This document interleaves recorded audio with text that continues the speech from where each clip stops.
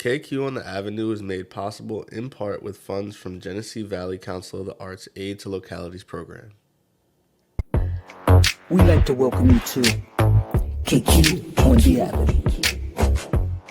We'd like to welcome you to KQ on the Avenue. We'd like to welcome you to KQ on the Avenue. We'd like to welcome you to KQ on the Avenue. What is going on, everybody? Thank you so much for tuning in. This is episode 5 of KQ on the Avenue. I am your host, Wayne Benson Jr., with my co-host, Monique Franz, back with us again. Today, we have long-awaited, most anticipated author, playwright, poet, man of many trades with us today. And we are so excited for this episode. Today we have Russell Nichols in the house. Everybody give it up for Russell Nichols, everybody. All right, Russ. Yeah. I could have went deep into your bio, but I think so much of it is going to be like what we talk about. Most definitely. I want to say this is KQ on the Avenues. I'm going to call it the global episode. Okay. Because we are all in different areas. So let's tell everybody where we're at. Russell, start us off. Where are you at in the world right now? Yeah, well, first of all, I just want to say thank you for having me. It's an honor to be here. I know I'm a hard man to get a hold of, so I appreciate the patience and making sure that our schedules could align to have this opportunity. My wife and I are in Liverpool in the UK at the moment. We are house sitting, watching this really talkative parrot. So I'm trying to balance the writing and the parrot. But it's we've been here for a couple of weeks, but it's been real nice. So that's where we are at the moment. Monique, where you at right now? Yeah, I'm in Hong Kong. I'm gonna be here a little bit. I'm working on revising my novel.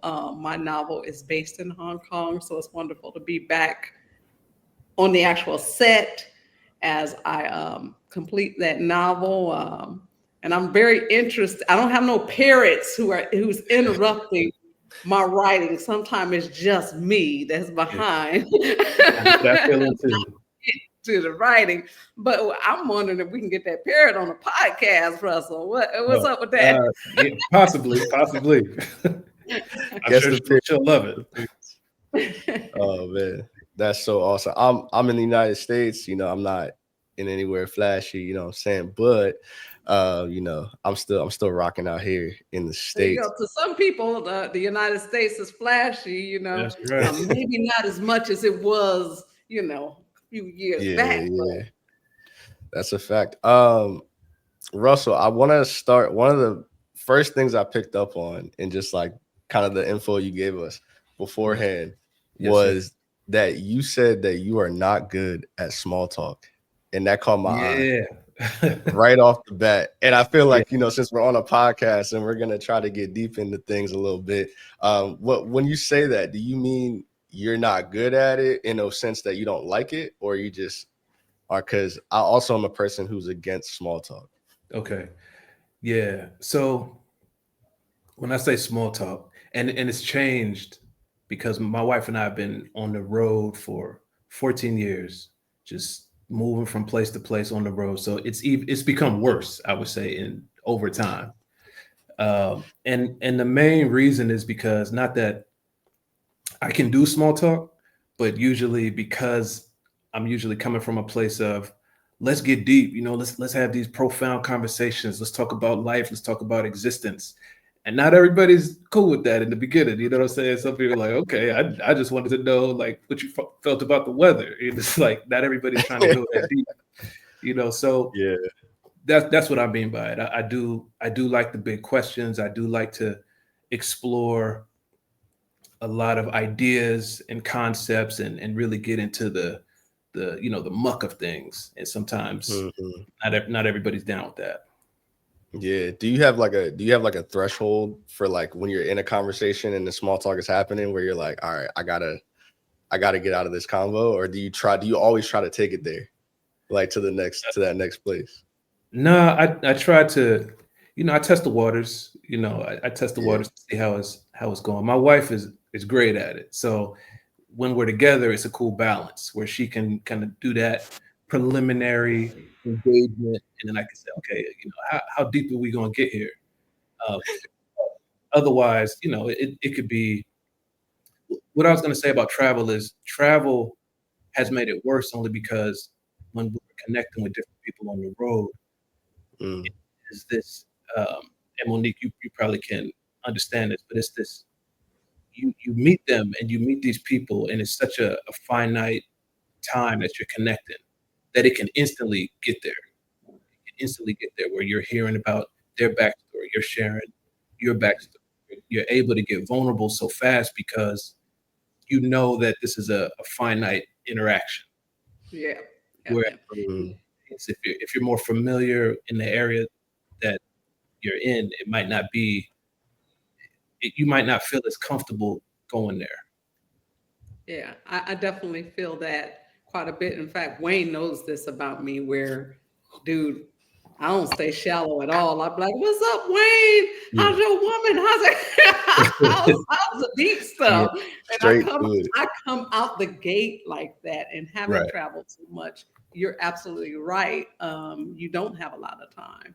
right. And be honest, I've been nomadic all my life. So Mhm, I look at all relationships as quite finite. So yeah. mhm. Man, I feel like I'm gonna learn so much from you guys as y'all are avid travelers. I'm trying to be like y'all, to be honest. Oh, you go. Oh, But look. It's only a matter of I'm time, trying to Wayne. get like this. It's only a matter of Um, But you said, Wayne, you said you don't care for it much either. So talk to me about that. yeah, so and it's funny because me and my girlfriend talk about this a lot because so I'm good at it, right? So Mhm, I'm good at small talk, mhm, but I don't like it at all. It's like because I'm generally because I'm a big introvert too, mhm. and but I like talking when we can take it to like deeper stuff. Like really let me know about like your family, your upbringing, like why do you think the way you think? Like these are the Right. things I really want to know about people. So when we're sitting oh, the weather last night was, I'm like, yeah, and I can get through it and I can do it. But I have a small window of like, I'm going to find a way out of this conversation if we don't Mhm, take it mhm. to that yeah. next point. You know what I mean? Most definitely. Yeah. So that's me. So yeah, when you said that, I had to pinpoint that, but I feel like let's take it to the beginning. So you say you left in 2011. Tell Yeah, us how Where'd that, you leave? Yeah, where'd you yeah, leave? like where'd you yeah, leave yeah, from? What was the yeah. inception of Well, the I'm idea? originally from the Bay Area. So let me backtrack. So in 2009, we got married, and we decided to do a destination wedding in St. Lucia, and it was just us. We decided to just do this non-conventional thing. It was just us on the beach. It was dope. And while we were there, and then we combined that with our honeymoon, so we spent a week. Was it a week or 2 weeks? Well, we spent a couple weeks there, and then just being there, we were just lounging around, and we were like, you know what? Yeah, we could do this. We could like set up shop, maybe sell some rum punch. You know what I'm saying? Just be artists that's living here. And that kind of planted the seed of, okay, we not really feeling the grind of what we were doing. I was working for a magazine, and she had a 9 to 5 as well. And when you're free spirit, it's hard to force yourself into those structures. And so in St. Lucia, when that feeling came up, we were both on the same page. We both decided, okay, let's really try to see what we want our life to look like moving forward. And we both came to this conclusion that we both wanted this adventure. We wanted to live this adventurous life. And what does that look like? So from that point, we decided that let's just try traveling for a year and see what happens. We got rid of our stuff, left our jobs, um, sold cars, the whole nine, and we were just like, okay, let's just do this for a year and see what's up. And we were gonna do Thailand, Southeast Asia, basically. That was the plan. But the thing with travel is these plans don't plan. You know what I'm saying? They don't go where you want them to go. So we were starting in Thailand, but that was the first country. But soon after, all the plans started falling apart. We ended up missing a train. We were supposed to go to Malaysia, I think it was. We ended up missing a train, so we took a last minute flight to Indonesia. We were there for a month, and we liked that.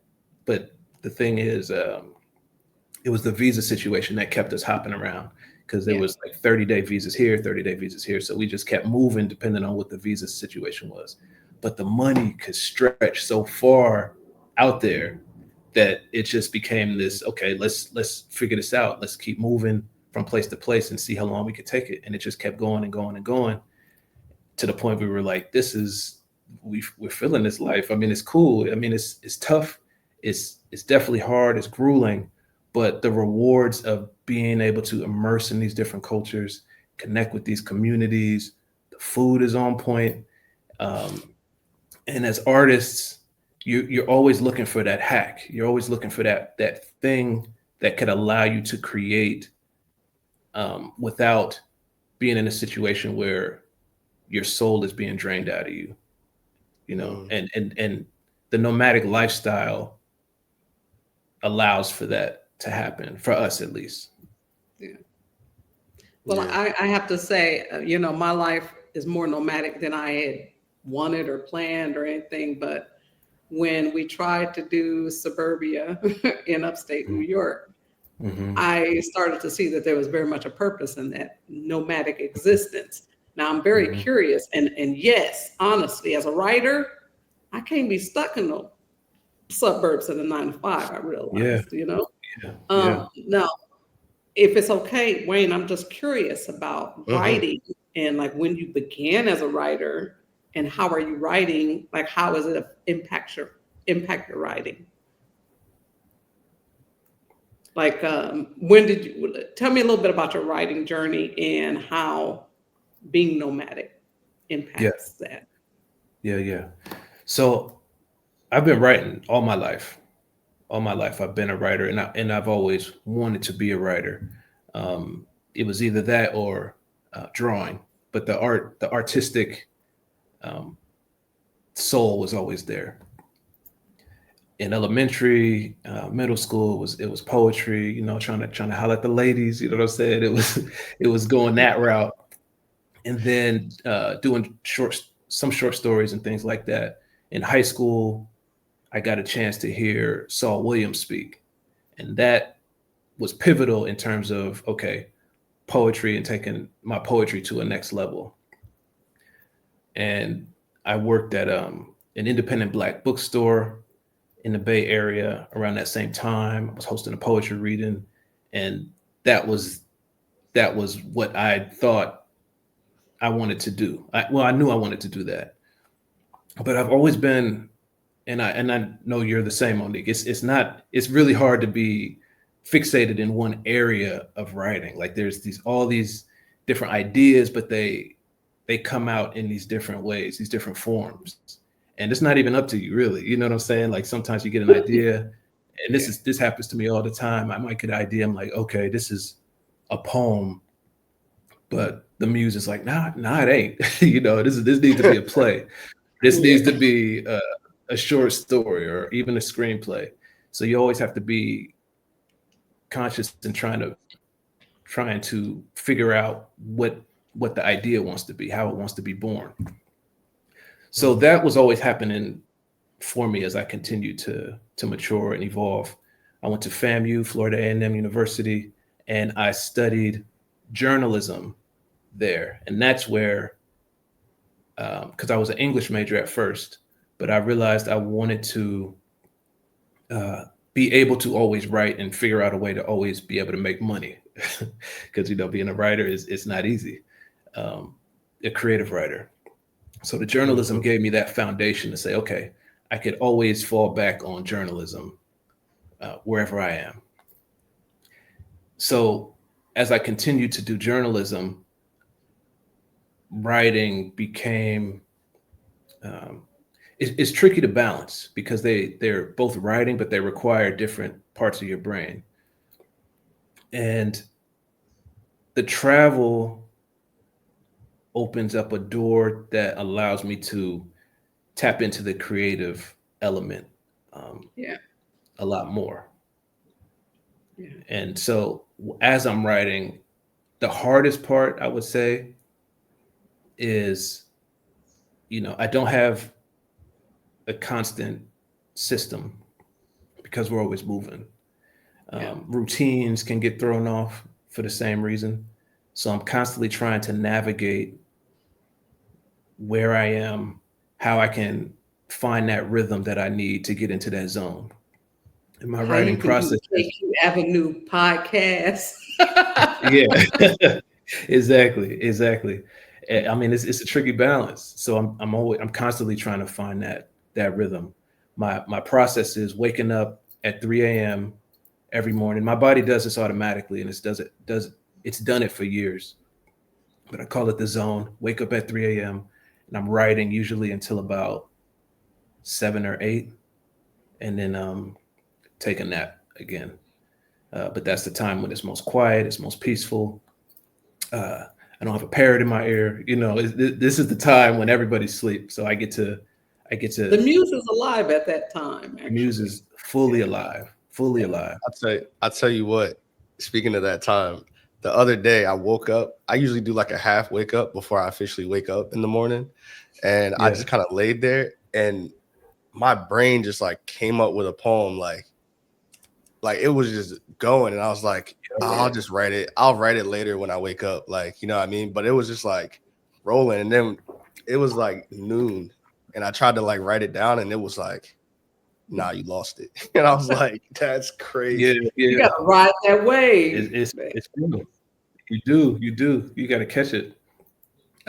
So again, I mean that's pretty much my process. So in these different countries, we're trying to always navigate that balance in the newness of a place, getting used to it, trying to find that rhythm. If I'm waking up in the middle of the night to write, that's cool. During the day, I try to find a library or some place to go to that's quiet. My wife is Asia is good at, or she enjoys the cafe life. She'll go to a cafe, local cafe, and can get work done in the midst of people and stuff like that. I can't do that. I kind of need to focus and need to have that quiet space, which is hard to find. But the rewards of it are constantly being stimulated with new ideas, constantly meeting people.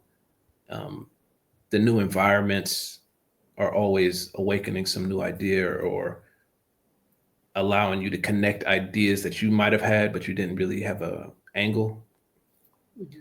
And yeah, I mean, the ability to step out of your comfort zone, I just think keeps the creativity flowing constantly because it's constantly allowing your brain to be rewired and engaged in a way that I think, yeah, routine can seriously just dull.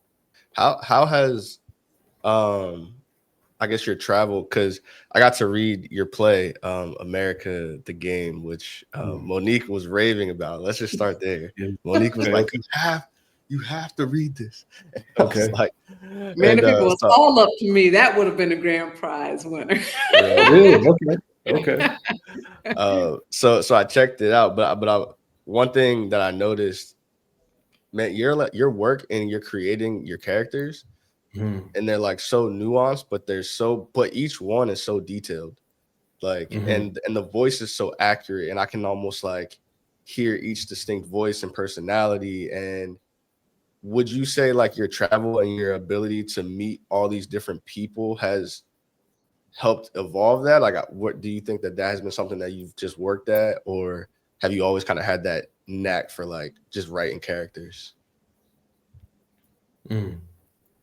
I think it's a couple things. I come from a family of preachers, and I know me and you, Monique, connect on that level. Um, I come from a family of preachers, so I'm hearing words has always been something that I've been, I think, particularly attuned to. I love words. I love language. The second part is the journalism aspect. I'm always interviewing people, asking questions. So that also helped hone my ear so that I can hear different cadences and hear nuances. And third would be the travel, because I have to pay particular attention to all the different languages. You know, we're moving into different places constantly, and we try to pick up the language as best we can, but Yeah. it's, you know, it just as much as we move, it's hard to do. So we try to pay attention, and you have to be really good at just listening and hearing all the different nuances and the way people say things. And I just love words, to be honest. So I'm always listening for different cadences and different way that people are putting words together, and how you can move this word around and it can mean a completely different thing. So yeah, all three of those elements, I would say, come together for my dialogue. You said something before that caught my attention, and probably because I identify with this so much in terms of you writing in different genres. It's almost where the assignment is, you know, where and the muse's assignment is in poetry today, but a play tomorrow. Yeah. What made you start writing plays? And I didn't know you had preachers in your background, which one thing I feel like part of my assignment as a publisher, I feel like writers are the seers of the age, you know, and that they are gifted with insight into what's happening in the age and what's about to happen, you know. But I'm interested in what made you begin playwriting in particular, because for me, playwriting began in church, communicating that message, you know. I always felt like I preached through plays, you know. So tell me about how playwriting became part of your genres. Oh man, I don't remember the very first play that I wrote. Are you familiar with the Fade to Black Festival in Texas? No. It's a playwright festival run by Denise O'Neil, and it's a Black play festival. It's fantastic. That was the first one, I think, that I remember getting produced, and this was back in 2016, I believe it was. And I wrote about it was this Black man who, it was a monologue actually. It was this Black man who had been shot by a cop, and he was building a time machine to try to go back and prevent it from happening. And the monologue was just about his existential crisis in trying to do that. Like, if he goes back and stops this from happening, what becomes of him? And it was this whole endless loop of thought. It was around that time, I think, when I realized, okay, my voice can be explored in these different mediums. And plays in particular. There's something about plays. I mean, poetry, I think, will always be my first love because I started so young with it. But there is something about plays, especially as a lover of words, where I think more fully that preacher element comes to the forefront. Yeah. When I was reading your play, I was actually because, you know, I'm more on the poetry side. Like, I haven't branched out into the other genres yet, although I'm trying to get there. When I was reading your plays, man, I was like, there's no way he's doing this with like even just like the way it was on the page. I'm like, this is like, I can see this so vividly, like I was reading a poem, you know what I mean? Like, I was like, all the imagery was there, and the things that weren't said versus the things that were said, and like, you're getting that like silence you'll get at the end of a line in a poem or something like that. I was getting that, you know, from your work, and I was like, how can I I was like, how can I do this? You I know, appreciate that. Oh, go ahead. I am curious to hear from you, Monique, about whether you, because I know that you read plays as well. So where where do you see when you get an idea? How do you know that okay, this is meant to be a play over It's something else? definitely downloads for me. I will. I don't. I really don't claim to truly. I don't feel like any idea from that I can pin my name on really comes from me, and that's Mhm, the truth. I mhm, feel mhm, like they come exactly like downloads, mhm, and it'll download as a song, it'll download as a poem, it'll download as a play, it'll download as a short story. mhm, Now, it wasn't until I went to Wilkes, that's where I met Wayne. We were mhm, in the same creative writing um, places, um, creative writing program.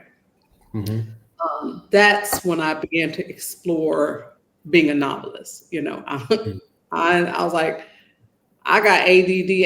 If something ain't diagnosed, but my attention span is short. mhm, Play, type of mhm. thing. Give me a poem, give me a song.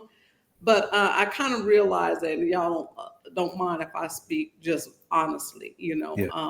I feel like God was preparing me in storytelling through poetry, through songs, through plays. And now that I'm seeing full books, I'm going, okay, he was preparing me all along with those Mm, smaller projects. But in all honesty, it was storyteller from the beginning. It was parables. mhm, I understand through parables, and that's how I communicate through parables. And even mm, if I Wayne might know a little bit about this, but I'm a bird watcher, and God speaks to me through birds, man. I can see the parable of birds in a yeah. minute. So it really is, I feel, according to the assignment that God has for me. So, you know.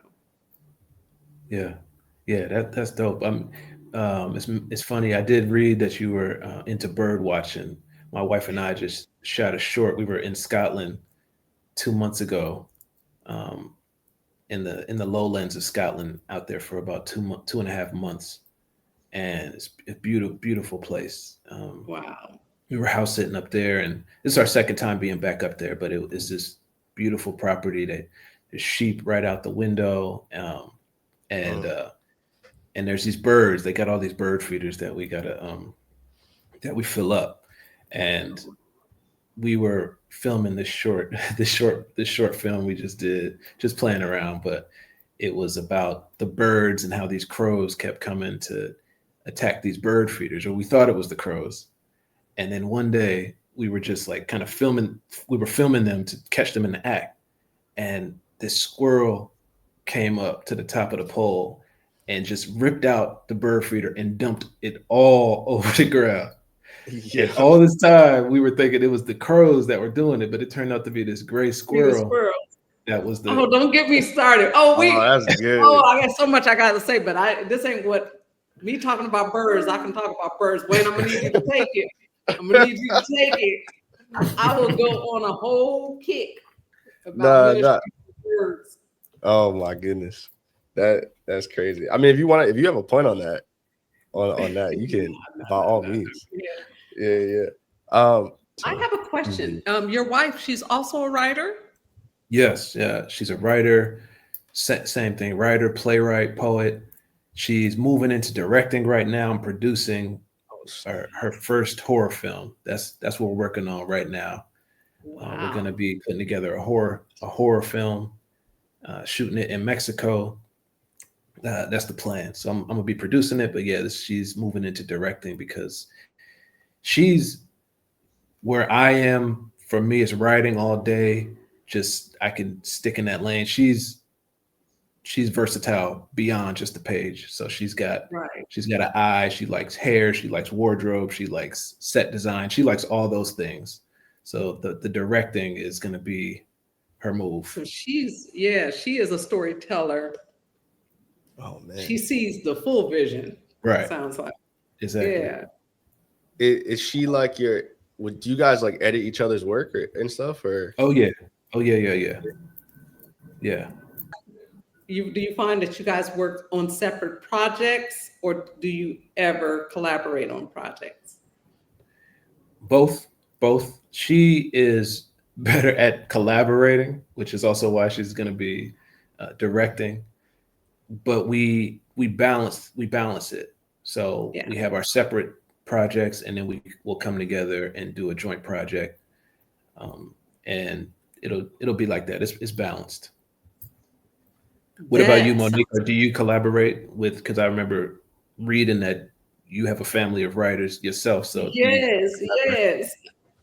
Man, Russell did his homework, dude. He's as good as interviewing us. I know. Man, that's pretty dope. My whole family are writers, and we kind of, like my husband, he would dabble just a little bit, a little bit in poetry. To meet him, he's surface. He can small talk all day. The only person that can get him to go deep is me, because I just, I'm deep with everything. Yeah. But when I found that if I could get him to put something on a page, I could really see what was going on within him. And so kind of encouraged that let's get some stuff on the page. Yeah. Collaboration is tough in a relationship. It is tough. It is. In our case, we're together so much. I mean, our whole lives are just intertwined as travel partners, as trying to figure out where we're going and where we're living. So then to combine that with now creative collaboration, it's tricky. It's a delicate balance. And I'm really interested. Wayne, I said I was going to sit back, and I'm trying. Nah, I want you to. Like, I'm trying, I've missed you in these conversations. I think we have a little bit of issue that me and Russell we do a lot of things. I know, I love it, and I'm over here learning. I'm gleaning off of you guys. You know what I'm saying? So I hope it's all right with you. I'm going for it. Keep going for it. So I'm really interested with your wife and how you guys move about the globe, basically. And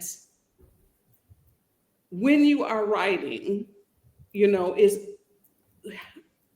are you writing towards these open submissions? Are you guys finding projects for yourself? What is motivating you guys in your different projects? Like, is she going for film festivals? Are you guys, what makes you guys prioritize projects? Yeah. All of the above. I'm scouring the internet constantly for submission calls, but also we have our own projects that we want to see brought to life. So it's trying to do both. It's a both and situation. The benefit of a submission call, obviously, is you have the deadline. So that gives you a definitive thing that you have to try to meet. Your own projects, they're personal. You feel passionate about them. So you're using that as the fuel to move forward. So it's definitely both. Is it the same for you? Well, for me, look, I'm gonna be 54 this year, and I am not. I just kind of made up in my mind that I wasn't gonna wait on anybody's okay. Yeah. No one at this point in my life where I'm not waiting for open submissions or anything like that. If I want to write, I'm gonna write, and I want to write what I would like to write. Now, I've been hired or commissioned or asked to do most of the writing that I've done up to, I would say, age 49. And I didn't do a lot of what I wanted to do, what was in my heart to do. So when it came to turning 50, that was something I said to myself, I'm not writing for others anymore, But what's interesting about that, I didn't realize there's a part of it was a call, because now I spend a lot of my time promoting other voices, so I am kind of, still supporting other voices. Mhm. But at the same time, I wanted to be in control of my destiny. And I think that a lot of times, especially being a Black woman, it's almost like nobody wanted to hear my voice or our voice. You know what I mean? Mhm. We are by nature, not by nature, by society's system, we Right. become supporters. We become support your vision, support your vision, support your vision, support my vision. Don't have an agenda of your own. Don't have your own story. And so there just came a point where I said, hey, I only got so many years left. I got things that's in my heart to say and to do. And I don't want a lot of blockage. I want to just give some space to honor that, because what Yeah. I love about Kinsman is exactly that, how you created your own.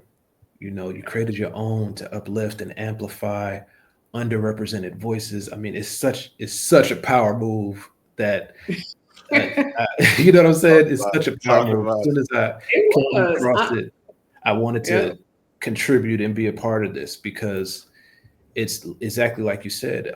All these other avenues are trying to exploit, trying to take advantage, trying that's right. to box our essence and our identity into certain That's categories.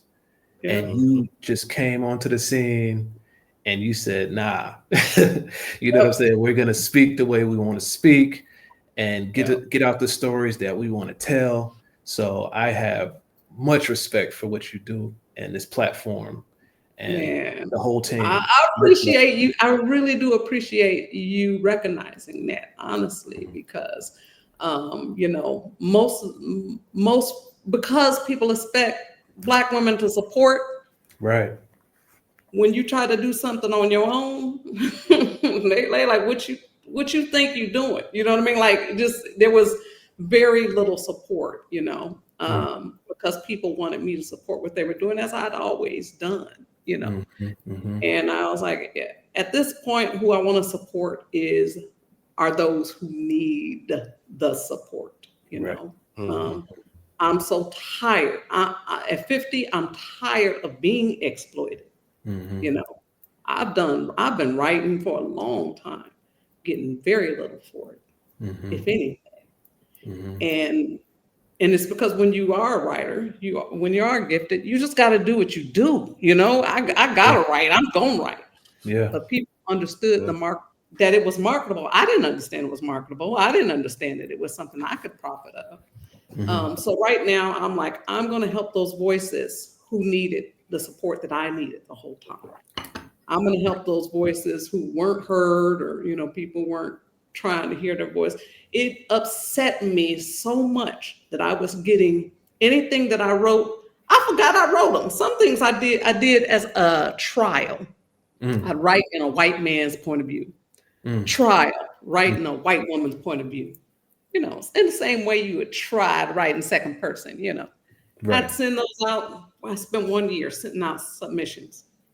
And everything that I wrote in a mainstream point of view wind up getting notoriety. Anything Wow. that Mm. identified me as a Black woman, people didn't want to hear. I Wow. heard nothing, crickets.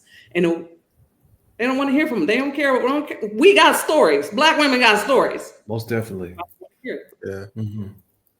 Or they tired of hearing it, whatever. Hey, black people want to hear it. Black women want to hear it. So our voices do have value. So Mhm. thank you for Yeah. recognizing Yeah. it. I'm inspired by it. I'm inspired by it. It's been something on my radar. I love the idea of just continuing support to lift up the people who need and could use that support. I love how you've been able to continue it as a legacy, naming it after your grandma's church. I mean, all of that, it just feels like it just is a beautiful way to honor the past, our ancestors, and then giving it forward to the future. I mean, that's inspiring. Oh, that's what I'm inspired that you did your research like that, Russell. I'm impressed. Mhm. Yeah. My man said, I'm coming to interview y'all. Yes, he did. I mean, I'm a Look, journalist, so I was we might have already. to do a assignment for Russell. He likes to talk deep too. Yeah. I knew it was going to be tricky because I'm a journalist, so I'm usually on the other side of these things. So I was trying to say, Okay. Okay, this explains so much. yeah, Man, This you explains so could much. give me some pointers then too. You know what I'm saying? Be like, Look, here's how you gotta phrase the question if you really want this. You know what I'm saying? there you yeah. go. I I got want to you. hear about the preachers in your life. You know, coming from man. Yeah, I'd love to hear about that too. yes. Yeah. So my grandfather on my mom's side is a preacher. He founded his own church in the Bay Area, still going to this day. My mom actually is now the head pastor of that church.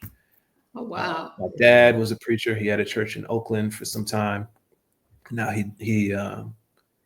preaches every now and then in different places. My brother is a preacher. He followed in that path. So they're all over. They're all over.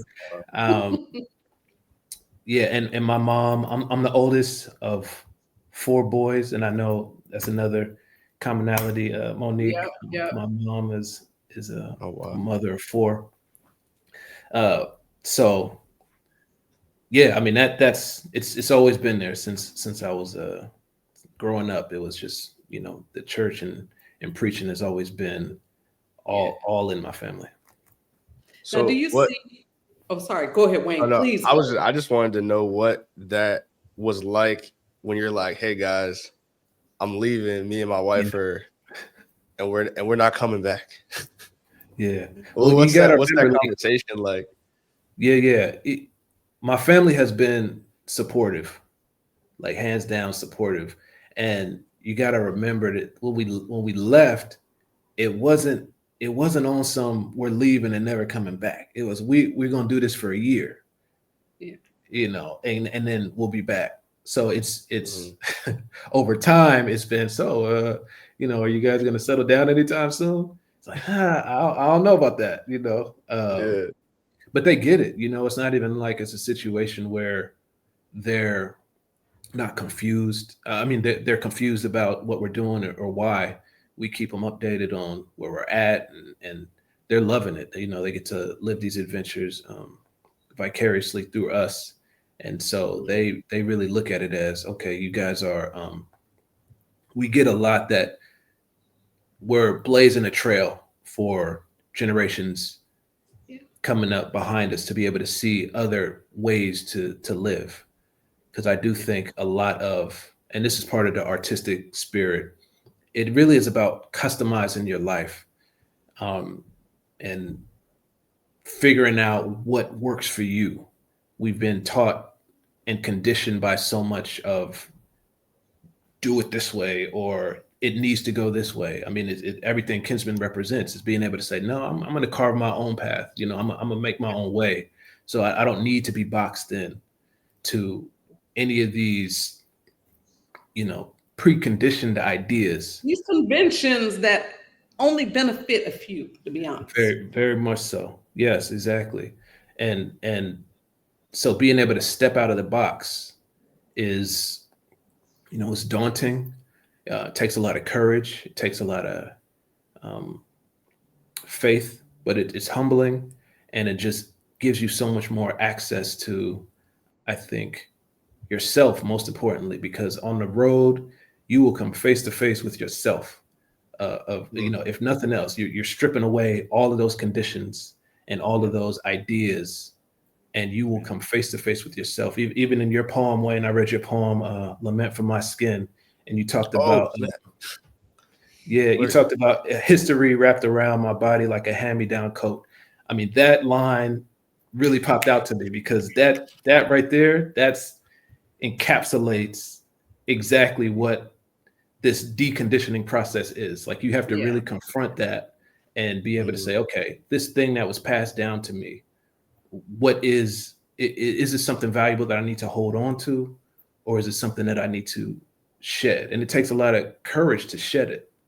And in a lot of my plays, that's really what I'm focusing on. I didn't even realize this until I was taking a big zoomed out look. And it really is always about, okay, we have these roles, We have these conditions that force us into these certain conventions.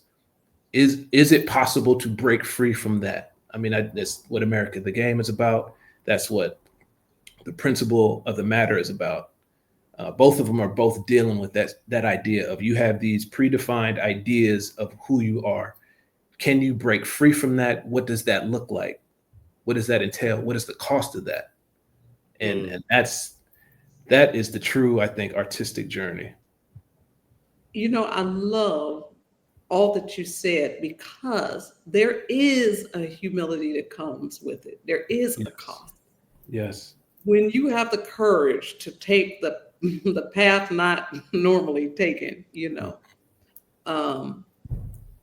it usually is going to financially cost you. It's going to socially cost you. I mean, I'm experiencing it with Kinsman, you know, financially, socially, all of these things that I'm challenged with.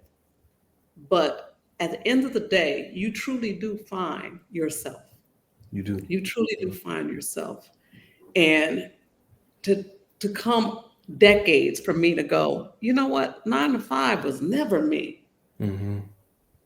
Suburbia was never me. And actually, nothing is comfortable about being nomadic, because you don't know where you're going to be tomorrow. Now I'm just, look, I'm in Hong Kong 2 weeks. I told Wayne, I said, I'm living like an assassin right now. I got nothing on the walls. I got nothing, you know. But so much of my life has been nomadic, and I'm realizing the glory of it. No, you don't have the same stability as someone who did the conventions. But boy, when it comes to my last day or my funeral, they're going to say, that chick left no crumbs. Yes. You know? Yes. And that's how you want to live life, where you left no crumbs. You had an idea, you went for it. You saw a path that there was an opportunity, and you took it. And we need more Russells to let us know it's okay to go off the beaten path and have the adventure. Come hell or high water. Yeah, I know there's days that you and your wife may wonder, when's the next project that's going to come through? Right. But you ain't missed a beat. You look healthy. You look like you're eating. You know, you look like you look like you're chilling someplace that's quite nice. You know. Yeah. But to that, I do want to add to that like you said, the hell or high water, the hell is real. The hell is real. And a few years ago, you know, I might not have been able to sit here and be able to have this conversation, because I was going through so much that I had to really deal with. I've struggled with depression all my life. Yeah. But on the road, stripping away everything that you built around yourself to protect yourself, it starts to fall little by little. And it's scary, it's uncomfortable. And I mean, it for me mentally, it became a point where, I had to confront the pain, traumas that I was dealing with from my own childhood. Yeah. It all comes to the surface. And I think that when people talk about not wanting to step out of their comfort zone, it doesn't have to be travel. It could be anything. But I do think, and I know this because this was true for me, it's not so much the thing, but it's the thing that you're afraid you'll encounter when you make that step. Yeah. And you'll encounter it. You will. And the thing is, life is going to come at you regardless. That's the thing. Life is going to come at you regardless. But you can even try to build this fortress and try to protect yourself, or you can say, yo, I'm here and I'm gonna go after it on my own terms. Yeah. I just want to say I'm encouraged very heavily right now from just all these words of wisdom that you're dropping. I feel like you're really speaking to me in that. And so, like, are you saying, I'm just got a question based on what you just said. Like, so when you started to, strip away all the stuff that I guess you had accumulated over time and stuff. Mm. So that having to reckon with the mental health aspect or like depression, like are you saying it became easier to deal with, or it just gave you the space to actually confront it? Like, what's the... You wrote Wayne, you wrote an essay where you were talking about Russell, you dope. You My dope, man, bro. my man, He did my it all homework on connected though. us. he's tripping me So out. we be okay. Go ahead, boy. Go ahead. Reading about y'all, it just I was able to see where all the connections are. Man. Yeah, so when you wrote an essay about the power of writing less, and in poetry you talked about how every word has a purpose, and that's pretty much my philosophy as well, broadened out to every aspect of my life. And it really is just a mentality of minimalism. And I think that in America especially, there's this tendency to think that adding is the key to happiness, to everything. But it really is about subtraction, I believe. I believe it really is about subtracting and working with less, in the same way you try to fine tune a poem by weeding out the filler words and the things that don't need to be there to get to that essence. And I think that, so when we first traveled, when we first hit Thailand in 2011, we had like 3 bags each and just lugging them around. And I'm trying to do my chivalrous thing. Yeah, Asia, I got that. I got like now 6 bags on me. You know, I'm trying to do too much. And you realize really quickly that you can't carry all that stuff. And that's just the physical baggage, but we're talking about emotional too, right? We're talking about mental. And so in the same way, I can open my bag back then and say, all right, what don't I need here? And say, I used to come on here. Do I really need this full set of clippers while we're traveling around South Asia? No, I can get rid of these, for example. It's the same thing mentally and emotionally. You're looking and evaluating yourself, and being on the road gives you that time and space to do that. So you're looking and evaluating, okay, what do I have that I don't really need? What ideas about myself don't need to be here? What relationships don't need to be in my life? And you're subtracting. And in that subtraction process, once you start to distill it down to some of the essential things, that's where happiness can exist. That's where beauty can exist. But that's where the pain is also. That's where the trauma is. Yeah. That's where the trauma is. And you have to you can't have one without the other. But so you recognize the beauty in having both. But if you don't tend to it, if you try to act like it's not there, that's only going to make things worse. And that's what I was doing. I was trying to, I'll just bury myself in my work. I'll just write, because writing has always been my outlet. So I thought that I could just continue to write, and that would give me my way out. And it helped to an extent. But when you've stripped everything else away, you need, especially us Black men, you need to get all type of angles of support. So I started seeing a therapist, for instance, to help deal with some of the stuff that was untreated, undealt with. I started, and it's not about one thing either. It's not about, okay, because I know that there can be a tendency to think therapy is going to be the end all be all for things, and I don't think that's fair. So it took me a minute to find a therapist that I was vibing with. It took me a minute. I went through, but I had to keep pushing, because at first I was like, I tried it once. This isn't for me. And right there at that moment, you're at that crossroads. Like, I don't want to do it because it feels too uncomfortable. And you have to really ask yourself, is it just uncomfortable because this isn't the right situation, but you can still use the support, so that you have to keep pushing. So remember, there was one, and just, I kept getting these doors slammed in my face. Like, okay, this one that I was reaching out to in the UK, he couldn't handle the payment process right.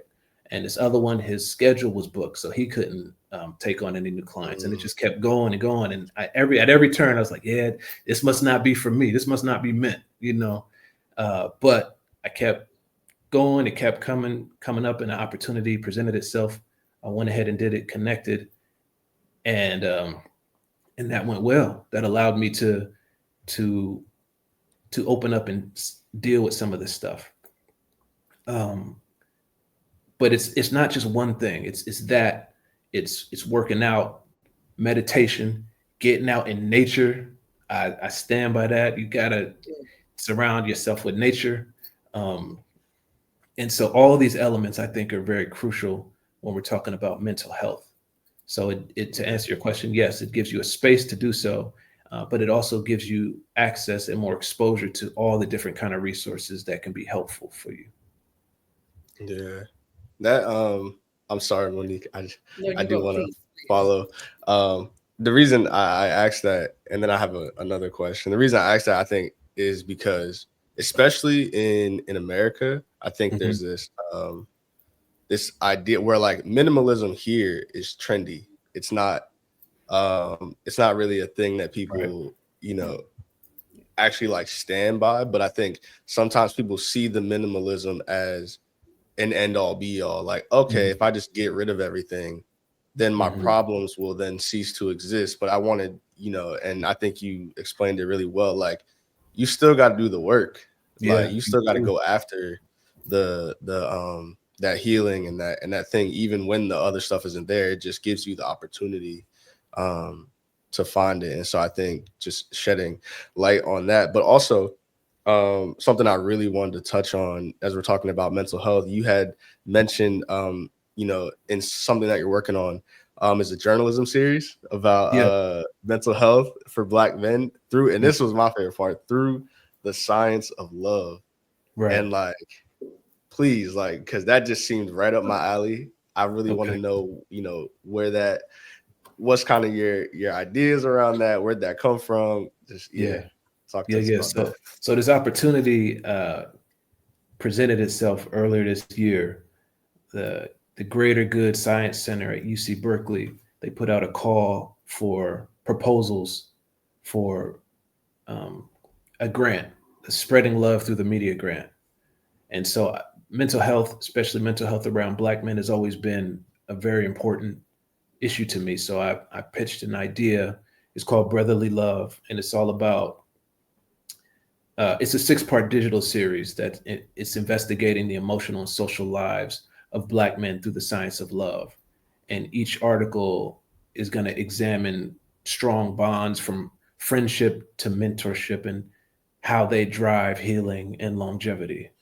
And so it's about how we can bond through sports, and how do Black elders impart wisdom in a digital age, where Black boys can turn when affection feels out of reach, and what happens to Black men who never learned how to open up. And then how do you build trust in a world that forces you to guard your heart? I mean, these are the questions that I'm interested in pursuing. And it's gonna be published bi-monthly on the Good Men Project starting next year. So yeah, I mean, I'm excited about it. It's a really important. We want to put you on blast when you get it. Yeah, ready. I want to see it. I want to to see it. Want to make sure we are one of those outlets, because honestly, we need some, you know, we need more of that support for Black men, definitely. Yeah. Yes. I had asked that too, because that in like my writing journey, that's been such a big, like, love has been such a big, and Monique, you've seen some of my work. But when we were talking earlier too, just on this episode, about, you know, trying to break molds and stuff in like writing and just like, and something that like I struggle with is like, okay, how do I as a Black writer like write the poems that I want to write? And so I kind of landed on, like, for some reason, like love poems became like the thing for me. It's like all of a sudden it was like, how do you see love in all the different aspects of life? And that really gave me a sense of like freedom. And so when, and also talking about mental health and relationships and stuff like that, like, that has kind of been the umbrella of a lot of my writing. And so when I saw that, I was like, man, he's doing what like I want to do. You know what I mean? Okay. in terms of work. So I definitely want to read that project and Yeah. I'll definitely keep y'all in the loop. Yeah. yeah, for sure. Monique, do you want to add anything? No, man, but I'm so glad I did come in on this one because I'm like, man, if there's any one of these podcasts I want to be in is to understand Russell, who is carving his own path and Mhm. who got out of the matrix. Basically, I'm fascinated by Mm, that. mm, And honestly, you know, I don't think no one but your wife will really understand what all that entails. It sounds like it would be hard, but to actually live it mhm. and make it work and to create in that space and to build a relationship in that space. Mm, Um, that's the most courageous thing I've ever heard, Russell, mm, mm, honestly. mm. And we are rooting for you and your wife as you decide to live an adventure. Mhm. So many people are stuck in a rut, afraid to come out of the comfort zone. And there's a lot to be afraid of coming out of the comfort Yeah, zone. there is. But thank God that some people get out of that rut and they get out of that comfort zone and they live the life that they know make more sense for them Mhm. than not. And man, I applaud you in what you're doing. I applaud you because it does force you to write and to be about those submissions and to be about those Mhm.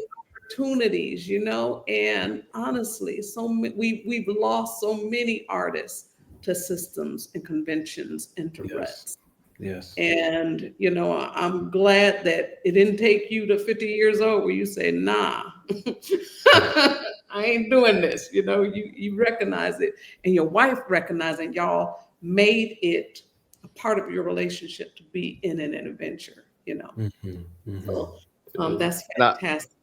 Thank I you. wanted to ask another Monique. I know we're going a little longer than usual, but I really Look, because a lot of I can talk, so this ain't a yeah. problem. No. Yeah. I know. I have so many questions. But I was thinking because a lot of your work is focused on kind of how do you break that like system? How do you get out of I guess that matrix? So we'll say, right? Mm. Do you feel like you have broken out of the matrix in some form or way? And if not, what do you think that would look like for you in life? And if you have, tell us how you feel like you have.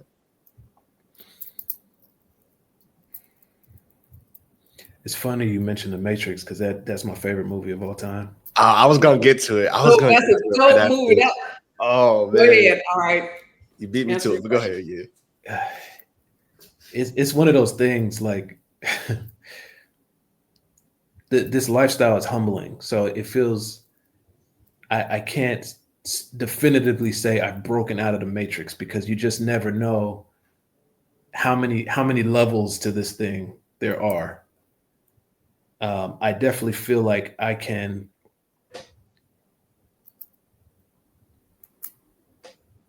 could see areas where um, I'm less influenced by things that might be popular or my wife and I both.